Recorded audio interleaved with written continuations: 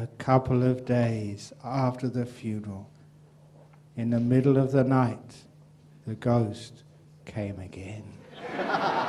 Beberapa hari setelah pembakaran mayat, hantu itu muncul lagi dalam mimpi. But this time, she looked beautiful with hair like supermodel. Tapi kali ini si hantu itu muncul dengan sangat cantik, dengan rambut seperti rambut supermodel. Her skin was like she'd just been to spa. Kulitnya itu sangat indah, seolah-olah baru saja dari spa. And her dress was so beautiful, like the best boutique in Jakarta. Dan gaun yang dikenakannya itu sangat indah, seakan-akan baru saja dibeli dari butik di Jakarta. And the ghost said, "Thank you, thank you." Dan si hantu berkata, terima kasih, terima kasih. Thank you for helping me. Look, I'm an angel now. Thank you also for helping my mother. Terima kasih, lihatlah aku sekarang sudah menjadi dewa. Dan terima kasih juga karena telah memberitahu mamaku. I want to thank you. Here are some more numbers. Aku ingin membantu kalian. Nah, aku beri lagi serangkaian nomor. Then she woke up. She remembered those numbers. They weren't phone numbers. They were lottery numbers. Ternyata itu adalah nomor lotre. And they won. Dan nomor lotre itu memang menang. And they made a fortune. Dan hadiahnya sangat banyak. So, the next time you see ghost, don't get scared. Ask for number first. Jadi lain kali kalau ketemu hantu jangan ketakutan ya.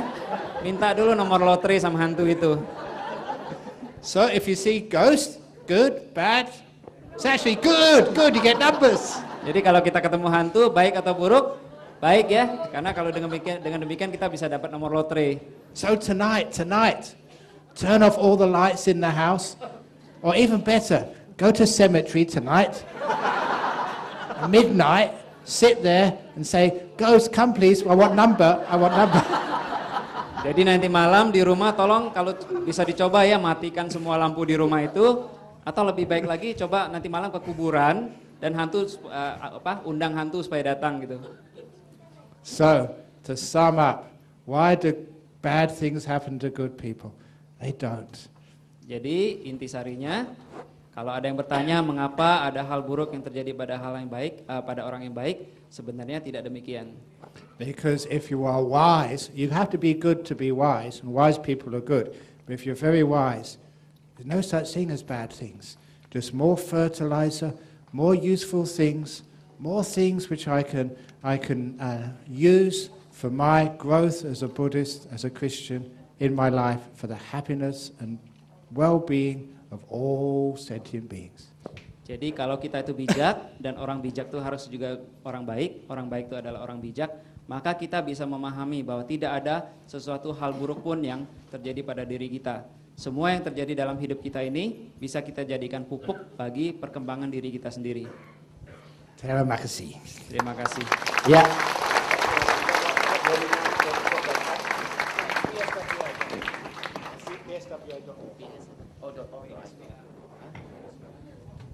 Ya baik, sekali lagi tepuk tangan untuk Ajahn Brahm. Baik saudara sekalian, Ajahn Brahm tinggal di Perth, Australia. Kalau bagi Anda yang mungkin sering juga kita dapat email ya, saudara-saudara yang tanya wihara-wihara di luar negeri, beliau ini tinggalnya di Bodhinyana Temple dengan 20 biku yang ada di situ. Jadi kalau Anda tinggalnya di Australia itu semua pada dekat lah ya. Sydney, Melbourne, Adelaide tadi ya. Perth, bisa ke Perth nanti semuanya, bisa naik kereta api, ada yang pesawat ya begitu ya.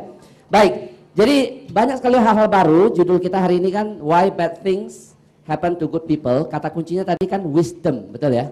Wisdom. Kalau Anda wise gitu ya, maka hal-hal yang terjadi pada kita semuanya akan menjadi sebuah bahasa Indonesianya menjadi kata hikmah. Betul ya? Hikmah. Ada seorang konglomerat yang bercerita sama saya, persis seperti Ajahn Brahm bilang tadi. Konglomerat ini ditipu bisnisnya, tapi untung karena beliau belajar sudah lama gitu ya. Seperti Ajahn Brahm tadi bilang, ini konglomerat ini belum sempat kasih kunci, belum. belum sempat kasih kunci, baru ditipu saja gitu ya. Tapi beliau untung Buddhis, belajar banyak kebijaksanaan Dharma, maka beliau itu akhirnya bilang, ya sudahlah kalau memang sudah begitu, karma yang harus saya terima, ya saya terima. Barangkali ini salah satu poin di mana Ajahn Brahm bilang tadi, bahwa ini menjadi investasi masa depan, menjadi PMA, penanaman modal akhirat. PMA, penanaman modal akhirat ya namanya ya. Nah, satu hal yang menarik, tolong diingat kalau ini mana tadi Mam Handaka, ini jadi judul buku bagus ini ya. Karma Stock Exchange. Ini kalau jadi judul buku bagus nih. Karma Stock Exchange, jadi KSE. Ya, ini artinya apapun yang terjadi pada kita, beliau katakan bahwa memang proses karma itu berjalan, apapun baik dan buruk, tadi sudah banyak sekali ceritanya, dan untuk melengkapi ceritanya semua ada di sini nih. Dan yang satu lagi, hore, si guru cacing datang ya. Jadi yang cacing kita berdua ya. Sama ini ya, wahai para cacing, bacalah buku ini.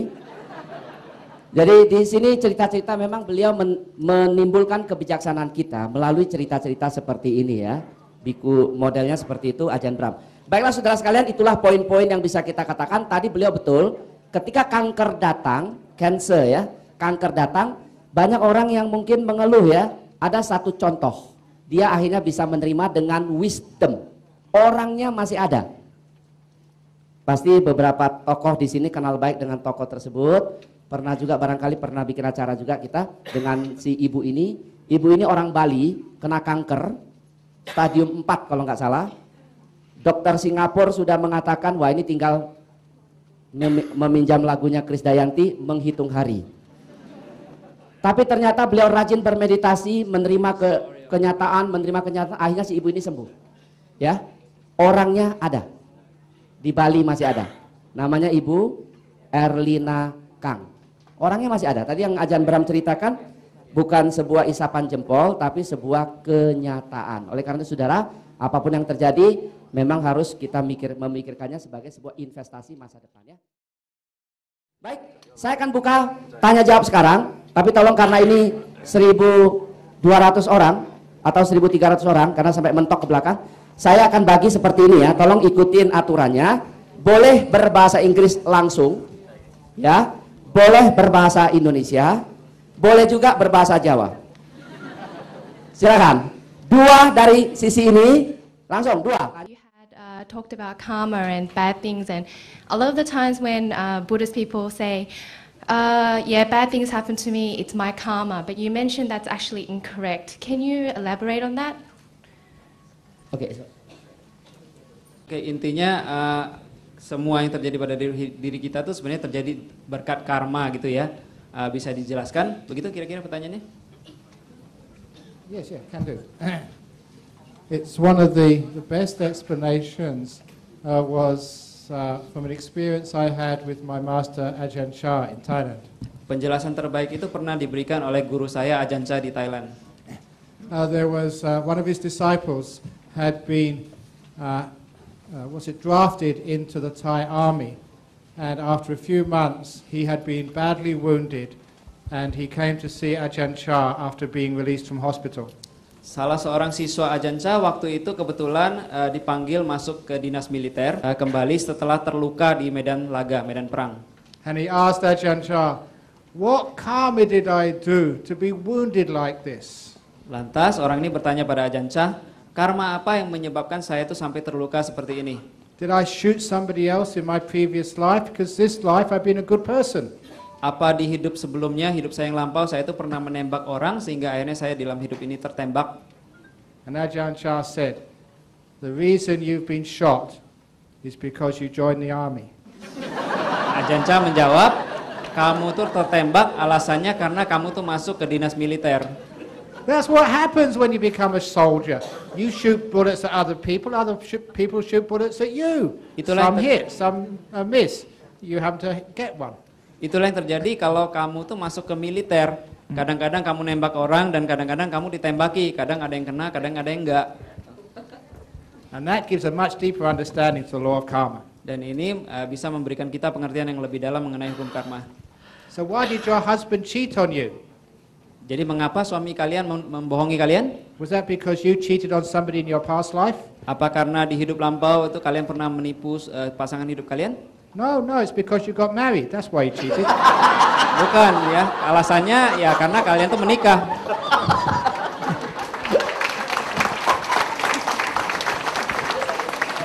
Why do you get cancer? Mengapa kita menderita kanker? Because you became a human being. Before you got born, you should have read the contract. Underneath it said, you may get cancer, your husband may cheat on you, you may lose on stock market. That's all part of the contract of being a human being. Like being shot at is part of the contract being a soldier. Jadi kalau kita dapat kanker, menderita kanker, itu sebenarnya itu adalah bagian dari kontrak hidup kita. Ingat ya, waktu dulu kita pertama kali dilahirkan, kita tuh juga menandatangani kontrak yang isinya kurang lebih dalam hidup kalian bisa mengalami kanker, bisa ditipu dalam bisnis dan sebagainya. Ya, jadi itu adalah kontrak hidup. Sama halnya dengan kontrak sebagai prajurit yang isinya prajurit itu bisa mati tertembak. And why do I get asked questions in the toilet when I'm tired? It's part of the contract being a monk. Sama seperti saya ya. Kenapa sih saya di toilet pun ditanyain orang? Yaitu karena tidak lain karena itu adalah kontrak saya sebagai biku. So that's what the law of karma really means. Jadi seperti itulah arti dari hukum karma. Oke, baik, tepuk tangan untuk jawaban dari Ajahn Brahm. Jelas ya? Silakan penanya kedua. Penanya kedua silakan. Ya, langsung. Okay. Hello. Good afternoon, Achan. My name is Budi. Would appreciate your advice on how do we manage stress? How do we overcome negative thinkings? Because our everyday life is filled with stressors. How do we manage and overcome those? Thank you. Oke, jadi intinya adalah bagaimana caranya menangani stres atau tekanan dalam hidup ini. I was once asked a similar question in Singapore many years ago. Di Singapura beberapa tahun yang lalu saya pernah ditanyai pertanyaan yang sama. I gave an answer, but the man never believed me. Waktu itu saya kasih jawaban, tapi orang itu tidak pernah percaya sama saya. He said, "You're a monk. You don't know anything about stress." Katanya, kamu itu kan biku itu pasti tidak tahu yang namanya stres. And then I said to him, everything I had done that day, from 4 o'clock in the morning until I think it was about just past 10 p.m. when I answered this question, and I've been working and teaching all day. Tapi waktu itu saya kasih tahu pada orang itu, waktu itu hari itu saya sudah bangun jam 4 pagi, kemudian bekerja sampai kira-kira lewat jam 10 malam, dan sepanjang hari itu saya sudah mengajar dan memberikan ceramah dharma kepada banyak orang. Even as a monk, when we have lunch, that's also work. You have to give me food, I have to give you blessing, you have to talk to me, answer your questions. We don't even have lunch hour. Lunch is work for us. Termasuk saat makan siang pun itu adalah waktu kerja bagi biku. Jadi kalau saya lagi makan, itu biasanya juga pasti ada orang yang mendanakan makanan, saya juga diajak foto, dan saya juga harus menjawab pertanyaan orang-orang. Even taking photo. You know they pay supermodel a lot of money for taking photo. Waktu saya makan, saya juga diajak orang berfoto. Tahu ya, kalau supermodel tuh di foto tuh biayanya sangat mahal. So when I told that man how hard I worked, he came to microphone again. Jadi waktu saya sudah ceritakan semua hal ini, akhirnya orang itu tidak mau jadi biku lagi. He said, I never realized how hard a monk has to work.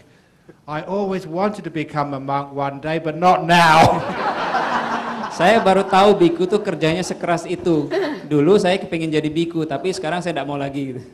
So I do know about responsibilities and duties. Jadi saya sendiri pun tahu mengenai tugas dan tanggung jawab. I am the abbot of a 100-acre monastery in Perth with 15 monks. I am the spiritual director of our Buddhist Society of Western Australia, which I think is worth 25 million now, because it's just a lot of business, not business, a lot of things which we have to do, a lot of property. And the spiritual advisor of the Buddhist Society of Victoria, the spiritual advisor of the Buddhist Society of South Australia, the spiritual director of Wat Buddha Dhamma, the spiritual patron of Buddha Kusama in Sydney, the chairman of the Australian Sangha Association, the director of the Brahma Educationist Centre in Singapore, the direct spiritual patron of the Buddhist Singapore Buddhist Society. I'm stressed. And a few more things, I think. But Jadi intinya beliau ini punya tanggung jawab banyak sekali, menjabat banyak sekali jabatan, mungkin 10 biji lebih ya. Saya tidak catat semuanya. so we have so many responsibilities.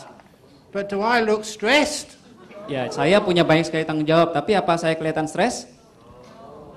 Have you seen my schedule in Indonesia? Sudah pernah lihat jadwal kerja saya di Indonesia? Do I look tired? Apa saya tampak letih? This is how you deal with stress. Nah, seperti ini caranya kita menangani stres. How heavy is my cup? Seberapa beratnya gelas air ini? Don't think of grams or ounces. The longer I hold it, the heavier it feels. Jangan lihat beratnya ya, karena semakin lama saya pegang, semakin berat rasanya. After 1 minute, my arm will start to ache. Setelah 1 menit, tangan saya mulai kesemutan. After 5 minutes, I'll be in pain. Setelah 5 menit, tangan saya mulai terasa sakit. After 10 minutes, I'll be in agony and a very stupid monk. Setelah 10 menit, tangan saya sakit sekali, dan saya itu adalah biku yang sangat tolol. What should I do when it starts to get too heavy to hold? Kalau rasanya terlalu berat untuk dipegang, apa yang harus saya lakukan? Put it down. Letakkan Yes. saja. You don't need to throw it away. Put it down for 1 minute. Tidak perlu dibuang ya, letakkan saja selama 1 menit. And when you pick it up again afterwards, it feels lighter. Nanti setelah diangkat lagi akan terasa lebih ringan. It's easier to hold for another few minutes. Akan lebih mudah dipegang untuk beberapa menit lagi. This is like your responsibilities and duties and work, the water in your cup. Ini ya, air ini adalah ibaratkan tanggung jawab dan tugas kita dalam hidup ini. The cause of stress is not how much water you have in your cup. The cause of stress is not knowing how to put it down for a few minutes. Alasan kita stres adalah bukan berapa banyaknya tugas dan tanggung jawab kita, tapi karena kita tidak tahu cara meletakkan tugas dan tanggung jawab itu. So when you put it down for a few minutes, you can pick it up again afterwards and you have no stress and you can do a lot of work. Jadi kalau sudah mulai terasa berat, diletakkan dulu selama beberapa menit, lantas kita akan tidak mudah stres. I have to teach this to many executives. This is efficiency. Nah, ini yang saya ajarkan kepada banyak para eksekutif. Ini yang disebut efisiensi. You don't get a lot of work done in your company just by working without any break. Kalau kita bekerja terus tanpa istirahat, kita tuh tidak bisa melakukan banyak hal. You get more work done and higher quality if you have breaks from time to time to put down the cup.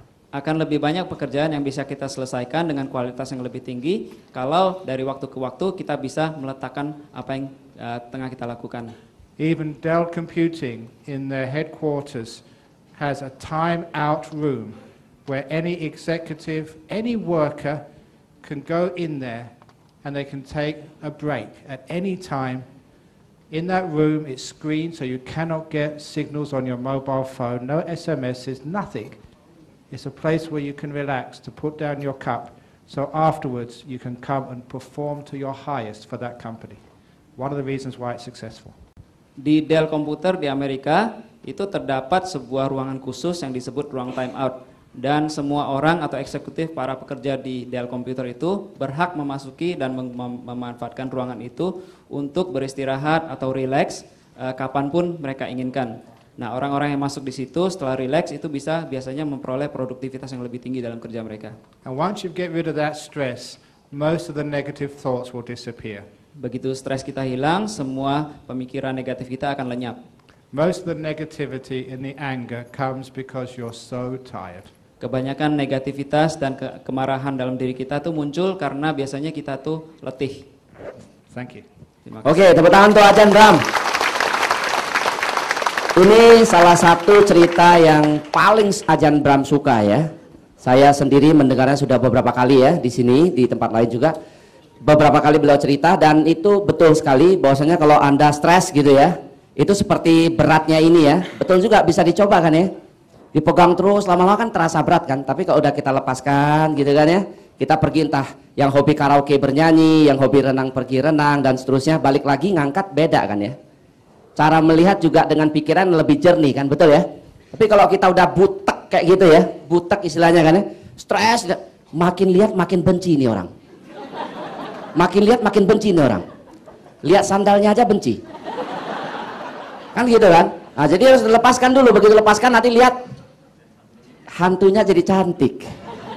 Kan gitu ya. Coba deh, ini benar yang Ajan bilang, betul. Silakan dicoba ya.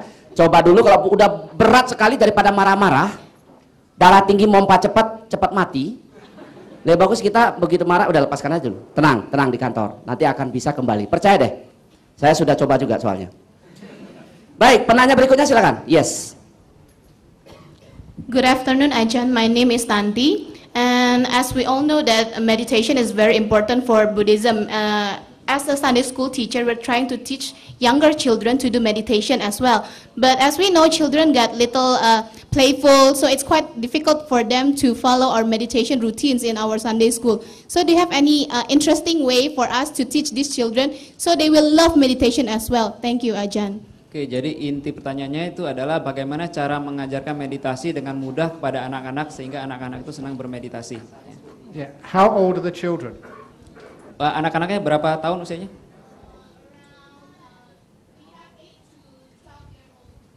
8 sampai 12 tahun.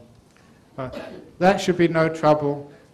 One of my disciples was a teacher in a primary school. I think she was teaching 10-year-old children. Ya, And this was in a government school. Ya, rasanya tidak masalah ya. Sebagai contoh, saya punya seorang siswi atau siswa yang menjadi guru yang mengajar di sekolah minggu, mengajar anak-anak berusia kurang lebih 10 tahun.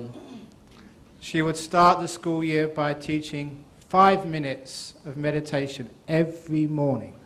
Jadi setiap siang hari si guru ini akan mengajarkan anak-anak itu bermeditasi selama 5 menit. By the end of the year, she got to about 15 or 20 minutes. Di akhir tahun ya pelajaran itu meningkat sehingga tiap hari itu meditasinya meningkat menjadi 15 sampai 20 menit. And some of the children were Christian, but she never called it meditation. She called it quiet time, but it was meditation. Dan siswi saya itu tidak pernah bilang itu meditasi ya. Siswi saya itu bilang pada anak-anak itu bahwa ini adalah waktu untuk tenang. Because she did this every year for many years, the headmaster saw the results and he thought it was a wonderful thing to do, and she really praised her. Dan si kepala sekolah itu melihat bahwa berkat meditasi seperti ini, ternyata nilai dari anak-anak sekolah itu meningkat. For example, she told me that in a class sometimes there's an argument, and if anyone started getting angry, one of the children would put their hands up and say, "Miss, can we have quiet time now?" Jadi sebagai hasilnya, siswi saya itu juga bercerita bahwa kadang-kadang kalau anak-anak itu bertengkar, biasanya salah satu pihak tuh akan mulai mengangkat tangannya dan berkata mengusulkan apakah mereka bisa memperoleh waktu tenang. Even when their mummy and daddy had argument, quiet time now. Termasuk di rumah pun setelah mereka pulang ke rumah, kalau papa mama mereka bertengkar, si anak itu biasanya bisa mengusulkan untuk memiliki waktu tenang. And the children, they did love their meditation. Dan anak-anak itu senang bermeditasi. So from the very beginning, make it short at the beginning. Jadi dari awal ya, bikin meditasi itu singkat waktunya. And make it comfortable for them. Dan usahakan supaya mereka nyaman melakukannya. And make it interesting, not just watching the breath, but maybe some visualization. Dan buat meditasi itu menarik ya, bukan sekadar untuk memperhatikan keluar masuk napas, tapi mungkin ditambah dengan visualisasi. Because you're trying to engage a very active mind to become peaceful. So give them some positive guidance, and little by little they will get the hang of it, and they become great meditators, and that will mean a lot for them throughout their life. Ya, soalnya kita tengah berusaha membuat para pikiran dari anak-anak muda ini sangat bergejolak ya, supaya menyukai meditasi. Sehingga nanti akhirnya kalau kita membuat meditasi bagi anak-anak ini menjadi menarik, mudah-mudahan mereka menyukai meditasi sehingga nanti kelak berguna bagi kehidupan mereka di masa mendatang. And for more practical advice, get on Google, meditate children. There's huge amounts of information out there, practical methods for introducing meditation to children. Jadi untuk mendapatkan petunjuk praktis, kita bisa masuk ke internet, ke Google, kita ketik saja meditasi anak-anak atau meditation children, Dari sana internet bisa kita dapatkan banyak sekali informasi berguna, cara mengajarkan anak-anak untuk bermeditasi dengan mudah. Oke, tepuk tangan untuk jawaban Ajan Bram.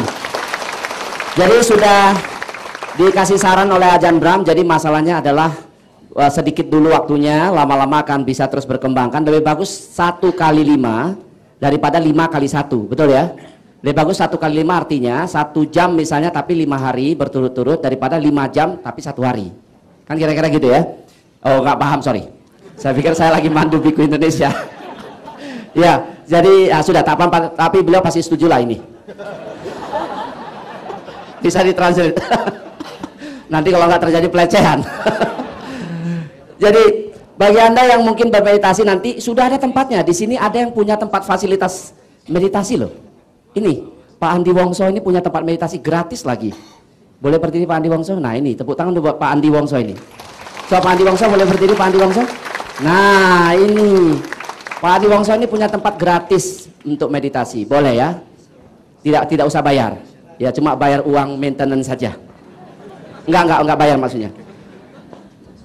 So Ajan, is that true that better for us to meditate 1 hour a day, 1 hour a day, but for 5? Oh, ya. So you agree with that point? It depends on what you're doing for that 1 hour. Tergantung apa yang kita lakukan dalam 1 jam itu. That's the answer. Depends. Good, bad, who knows? Baik, buruk, siapa yang tahu ya. Oke, baik. Jawabannya benar ya. Baik, tadi masih ada sisa yang belum bertanya. Mana? Yes, silakan. Oh, dari tadi saya pikir waiter loh tadi. Bajunya kayak waiter ya, bagus maksudnya. Coba. Nama budaya Acan. Bagus maksudnya. Ya. My name is Klesia. I wanna ask, just now you talk about wisdom. So, what Agak should jauh we sedikit dari mic coba. what should we do to cultivate our wisdom? Ya. Usually for in our daily life. Ya. So, thank you. Baik, ini orang yang sangat membutuhkan kebijaksanaan dilihat dari mukanya ya. Jadi pertanyaannya adalah bagaimana caranya mengembangkan kebijaksanaan dalam kehidupan sehari-hari. Well, wisdom comes from silence. Kebijaksanaan itu tumbuh dari ketenangan atau kesunyian. So there are times we should stop thinking about things, but just see them and feel them. Jadi ada kalanya kita harus duduk ya hanya untuk jangan berpikir tapi hanya untuk melihat dan memandangnya saja. An interesting piece of advice which is only loosely connected with the question is what to do when somebody scolds you. Jadi ini ada satu contoh ya, apa yang perlu, jadi ada hubungannya dengan pertanyaan tadi, apa yang perlu kita lakukan kalau ada orang yang menghina kita. It may be at work, it may be at home, and they start shouting and scolding you. Bisa saja di kantor atau di rumah ya, ada orang yang mencaci maki kita. Always remember to use the 10-second pause. Selalu ingat ya, ingatkan hal ini untuk memakai jeda 10 detik. So when they finish scolding you, don't say anything back. Don't try to defend yourself. Be silent for 10 seconds. Kalau mereka marah sama kita, setelah mereka marah, kita jangan langsung membalas, tapi coba kita berhenti, kita diam 10 detik. Because in that period of silence, they have a chance to reflect on what they've just said to you. Karena dalam jeda 10 detik itulah orang itu baru memiliki kesempatan untuk mendengar ulang, merenungi ulang apa yang baru saja mereka katakan. And many times in those 10 seconds, when they have nothing else to do but remember what they've just said, they feel so ashamed at how they've spoken. Kebanyakan kalau kita lakukan hal itu, orang itu akan mulai merenung dan menyesali apa yang baru saja mereka katakan. Because when we have those spaces of silence, that's a time when we can reflect, where we can understand what wisdom truly is. Karena kalau kita memiliki jeda 10 detik seperti itu, itulah saatnya kita bisa merenungkan kembali apa saja yang pernah kita lakukan, yang kita katakan, kita renungkan dengan kebijaksanaan. So we all need not just 10 seconds of silence to reflect on what we said. We need many, many opportunities of being peaceful, being still, being silent. And in that silence, all the wisdom of the world will come. Jadi bukan saja kita butuh sekali jeda dalam 10 detik saja, tapi kita butuh berkali-kali waktu untuk berada dalam keheningan, kesunyian, sehingga kita tetap bisa merenungi apa yang pernah kita lakukan.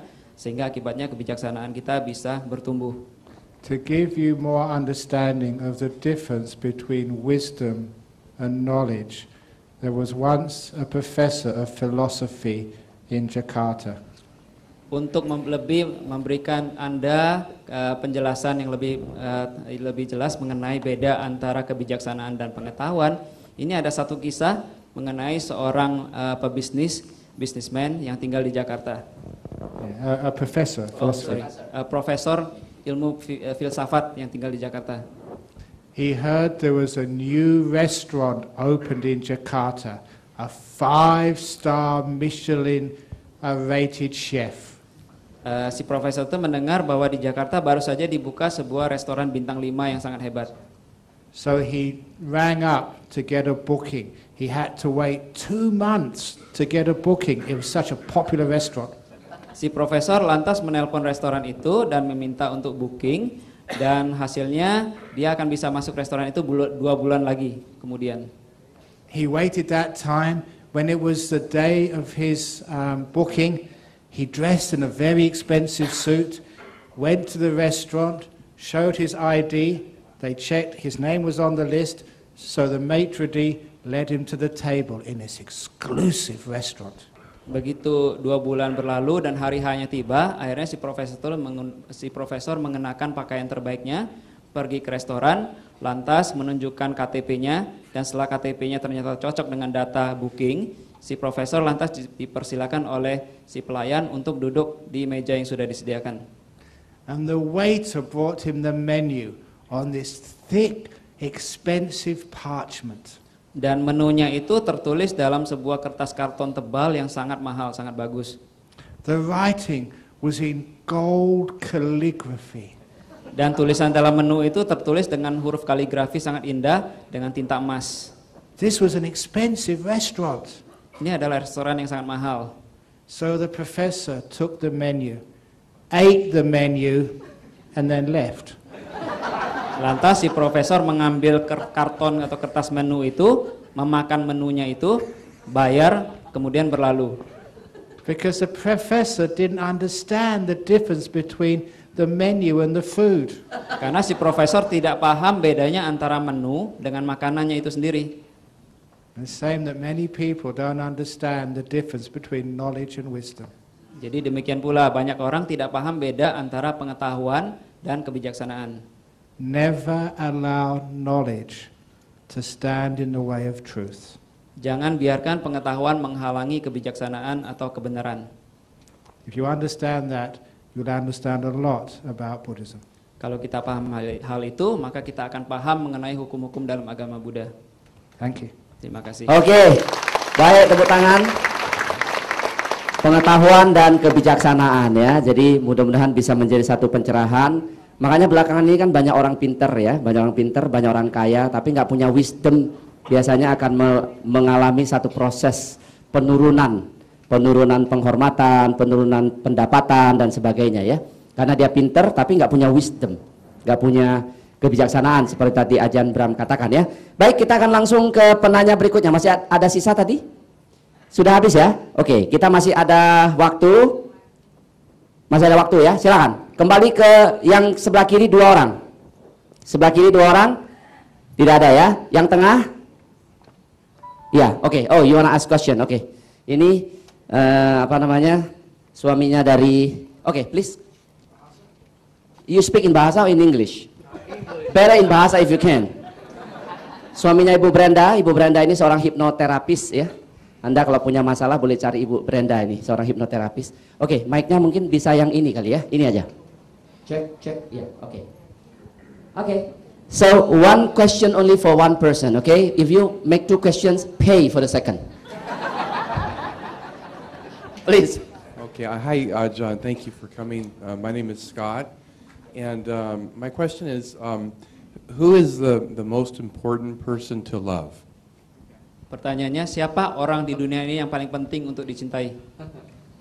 Now, many of you will probably think the answer is oneself. That's the wrong answer. Kebanyakan di antara kita mungkin berpikiran bahwa orang yang paling penting untuk dicintai adalah diri sendiri. Nah, itu jawaban yang salah. In that book, Opening the Door of Your Heart, is a great story of the Emperor's three questions. Emperor's three questions.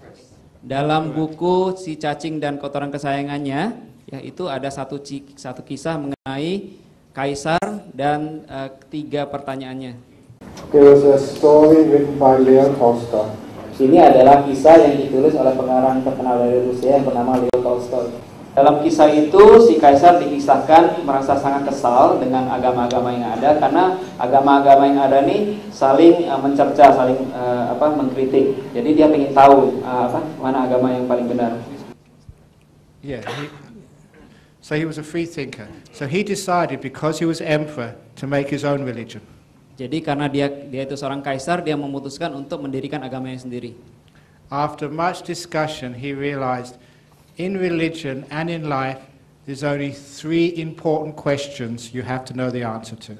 Setelah berusaha kesana kemari dan berdiskusi banyak, akhirnya si kaisar menyadari bahwa hanya ada 3 pertanyaan yang penting untuk ditanyakan. Number 1, when is the most important time? 2, who is the most important person? And 3, what is the most important thing to do? Pertanyaannya ada 3, yaitu kapankah waktu yang paling penting, siapakah orang yang paling penting, dan apakah hal yang paling penting. Eventually he found the answers to those questions. I won't tell you how. I want to find out what those answers are. What is the answer to the first question? When is the most important time? Jadi saya tidak akan kasih tahu jawabannya, tapi coba saya tanya, kapankah waktu yang paling penting dan siapakah orang yang paling penting? When is the most important time? Jadi kapan waktu paling baik? Sekarang ya. So when is the most important time to say to your partner how much you love her? Kapan waktu yang paling tepat untuk mengatakan pada pasangan kita bahwa kita mencintai mereka? So go and do it. Bisa kita lakukan?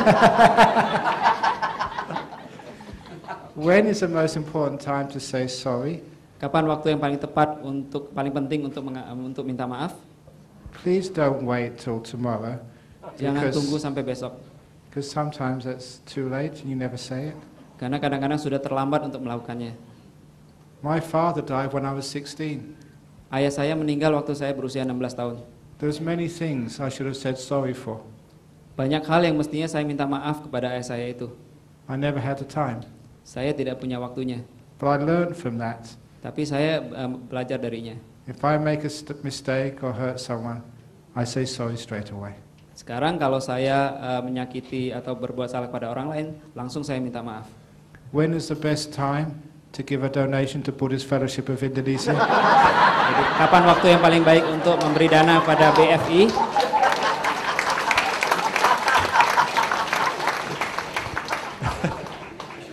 Second question, who is the most important person? And this relates to your question, Scott. Pertanyaan kedua, siapakah orang yang paling penting? I always thought the answer would be oneself. Dulunya saya beranggapan bahwa jawabannya itu adalah diri saya sendiri. That wasn't the right answer. Itu bukan jawaban yang benar. The right answer in this story made it so important for me in my life. Jawaban atas pertanyaan ini terasa sangat penting bagi hidup saya sendiri. The answer was the one in front of you, the one you're with, whoever that happens to be. Jawabannya adalah orang yang berada tepat di hadapan kita, siapapun orang itu. So that's why when anyone comes to ask me a question, I've really been practicing this for many years. Right now, Scott, you are the most important person in the world for me. Jadi dengan latihan saya, semua orang yang berada di hadapan saya itu adalah orang yang paling penting, termasuk Pak Scott ini. A few seconds later, I'll totally forget you.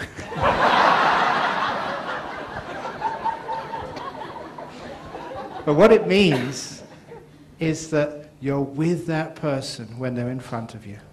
Maksudnya itu intinya adalah kita selalu bersama orang itu kalau orang itu berada di hadapan kita. Unfortunately, what happens in life is you take your wife for granted and she takes you for granted. Sayangnya apa yang terjadi dalam hidup itu seperti ini. Kita menganggap remeh istri kita dan istri kita juga mungkin meremehkan kita. Because you see her every day. She lives with you. So sometimes we think they're not really important. Soalnya orang-orang itu seperti istri kita itu setiap hari tinggal bersama kita. Kita melihat istri kita tiap hari. Jadi kita anggap istri kita itu tidak penting.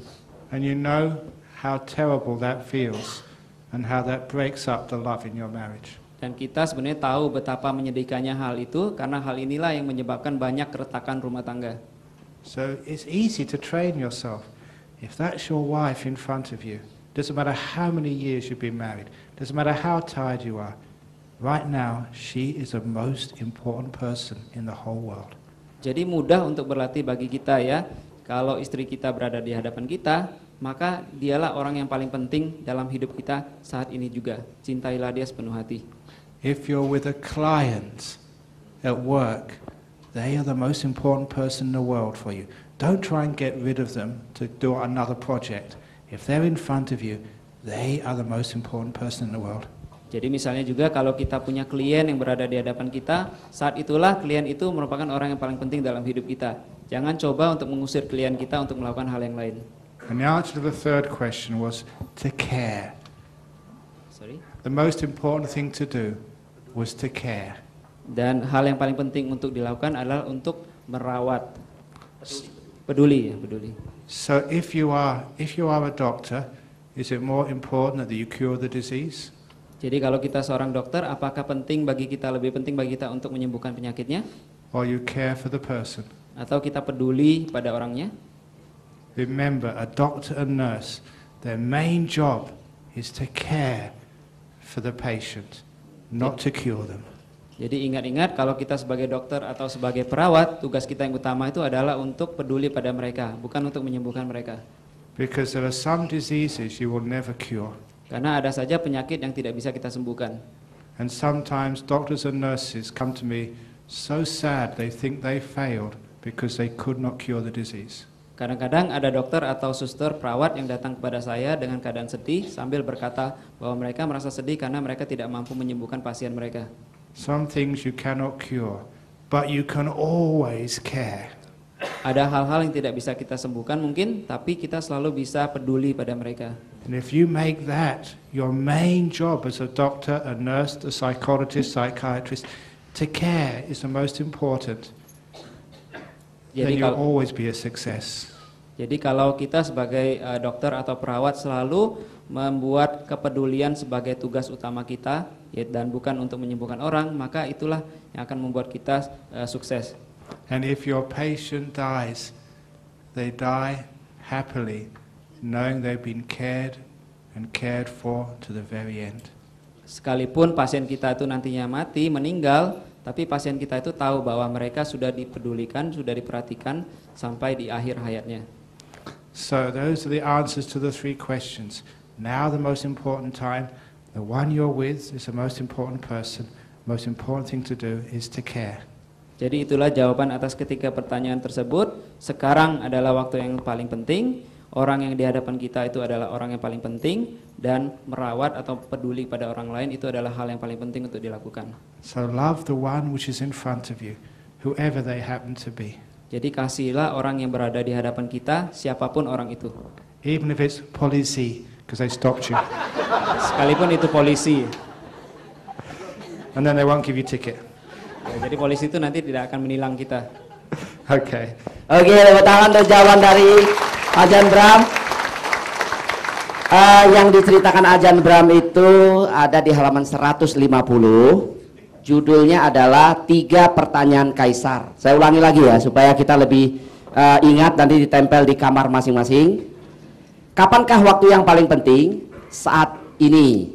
Siapakah orang yang paling penting? Orang yang sedang bersama kita. Adakah hal yang paling penting untuk dilakukan? Apakah hal yang paling penting untuk dilakukan? Peduli. Ini ada di sini semua. Betul sekali yang Ajahn Brahm bilang, ini cerita mengenai khususnya buat Anda yang sedang berhadapan dengan klien misalnya, dengan customer. Jangan sampai matanya muter kiri kanan nggak karu-karuan, sehingga yang di depan itu jadi tersinggung, betul ya? Ini hal yang penting. Dari secara komunikasi juga keliru caranya kan ya. Jadi harus kita tatap dia. Siapakah ada satu contoh yang bagus tentang ini? Presiden Amerika yang bernama Bill Clinton itu, dia seperti Ajahn bilang tadi, frame-nya dari Ajahn Brahm ya. Itu Bill Clinton tuh kalau bicara sama orang ya, orang itu sangat merasa seolah-olah cuma dia satu orang di dunia ini yang dilihat oleh Bill Clinton. Dia satu orang yang presiden yang bisa sampai sedemikian fokusnya. Jadi itu masalahnya, siapakah orang yang paling penting tadi itu? Bill Clinton melakukannya. Sepanjang yang saya baca dan saya tahu. Kemudian dokter tadi ya, katakan ya, apa yang paling penting dilakukan? Peduli. Ada seorang dokter yang aneh, kalau Anda pernah baca novelnya Adam's Patch, pernah tahu ya? Adam's Patch itu kan dokternya aneh. Pakai baju badut, hidung badut, nari-nari, lucu-lucu, anak-anak ketawa, tapi dipecat dari rumah sakit. Dianggap dia yang gila, bukan bakatnya, dia yang gila. Padahal tadi Ajahn Brahm bilang care, peduli, dan akhirnya banyak pasiennya yang sembuh. Ya, salah satu itu contohnya ya, Adam's Patch itu ada filmnya ya. Kalau nggak salah yang main itu adalah si Robbie Williams. Ya, bagi yang belum silakan sewa DVD-nya. Di sini banyak yang tukang sewa VCD. Baik, itu ya. Mudah-mudahan sudah menjawab, luar biasa. Jadi, Bu, siapa nama suaminya, Bu? Scott. Ya, so remember in front of you is your wife, so love her. So in front of another woman, love her too.